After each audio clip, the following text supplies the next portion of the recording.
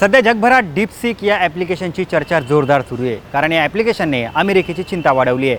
स्वतः Donald Trump यांनी अमेरिकेच्या टेक कंपन्यांना रिसर्च करण्याचा इशारा दिला आहे। नमस्कार, मी सलमान शेख आणि आपण पाहताय एबीपी माझा। डीपसीक हा एक AI ॲप्लिकेशन असून तो चीन टेक कंपनीने तयार केला आहे।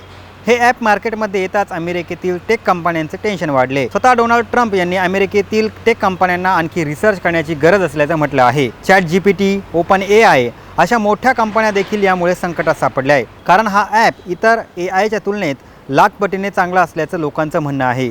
यामुळे याची लोकप्रियता वाढत चालली आहे। अमेरिकेतील दिग्गज कंपनी नविडियाचे शेअर्स 20% घसरले असून त्यामुळे मार्केट कॅपला $600 अरब तोटा सहन करावा लागला आहे। ChatGPT, OpenAI या कंपन्या ग्राहकांकडून पैसे घेतात, पण डीपसीक हा पूर्णपणे मोफत ॲप्लिकेशन आहे। यामुळे अमेरिकेत प्ले स्टोअर आणि ॲप स्टोअरवरती याची रेटिंग टॉपवर आहे। पण असा देखील दावा करण्यात आला आहे की डीपसीक आपल्या ग्राहकांची माहिती, कॉल डिटेल्स चीनमध्ये स्टोअर करत आहे। त्यामुळे असे AI फीचर वापरताना सावधगिरी बाळगणे गरजेचे आहे। तुम्हाला ही माहिती कशी वाटली आम्हाला नक्की कळवा आणि जास्तीत जास्त लोकांपर्यंत हा व्हिडिओ शेअर करा आणि पाहत रहा एबीपी माझा।